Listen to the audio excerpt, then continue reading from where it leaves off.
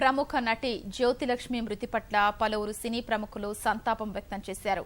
నెల రోజులుగా అనారోగ్యంతో ఉన్న జ్యోతిలక్ష్మి గత రాత్రి చెన్నై టీ నగర్లోని స్వగృహంలో కన్నుమూశారు. అలనాటి ప్రముఖ కథానాయకులందరితోనూ నటించి నర్తించిన జ్యోతిలక్ష్మి తెలుగు, తమిళం, కన్నడ, మలయాళం, హిందీ తదితర భాషల్లో 300కు పైగా చిత్రాల్లో నటించారు. ఎంజీఆర్ చిత్రం పెరియ ఇడత్తు పేంట్తో చిత్రంతో రంగప్రవేశం చేసిన జ్యోతిలక్ష్మి ఇదాలోకం, మోసగాళ్లకు మోసగాడు, గండర గండడు, గాంధర్వ కన్య, సీతారాములు, బెబ్బులితో పాటు స్టేట్ రౌడీ, బిగ్ బాస్, కలుసుకోవాలని, దొంగరాముడు అండ్ పార్టీ తదితర అనేక చిత్రాల్లో నటించారు. 8 మంది ఆడ సంతానంలో పెద్దదైన జ్యోతిలక్ష్మిని ఆమె మేనత్త పెంచి పెద్ద చేసి సినిమా రంగానికి పరిచయం చేశారు. ఆమె సోదరీమణులలో అందరికంటే చిన్నదైన జయమాలిని సైతం సినిమాలలో నృత్య ప్రధాన పాత్రల్లో రాణించారు. తమిళ చిత్రరంగంలో తొలితరం కథానాయిక టిఆర్ రాజకుమారి, మరో కథానాయిక ఈవి సరోజ జ్యోతిలక్ష్మికి సమీప బంధువులు. ఆమె అంత్యక్రియలు చెన్నైలోని కన్నమ్మపేట శ్మశాన వాటికలో సాయంత్రం జరగనున్నాయి.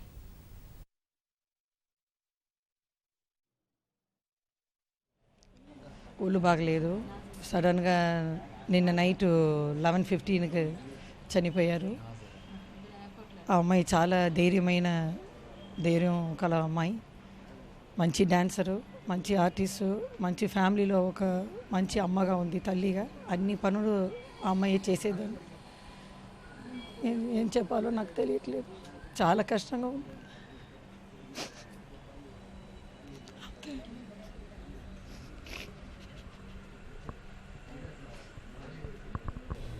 Really, we have lost a star from the sky of South Indian cinema.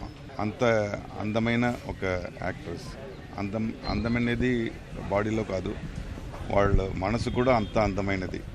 ఎందుకంటే మా సౌత్ ఇండియన్ ఆర్టిస్ట్ అసోసియేషన్లో ఇప్పుడు మేము ఫండ్స్ రేజింగ్ గురించి మేము ఎంతో టీవీ ప్రోగ్రామ్ చేసాం.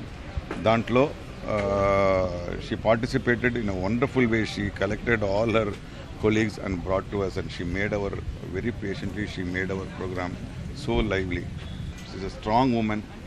I pray God at least to give some strength of her to us.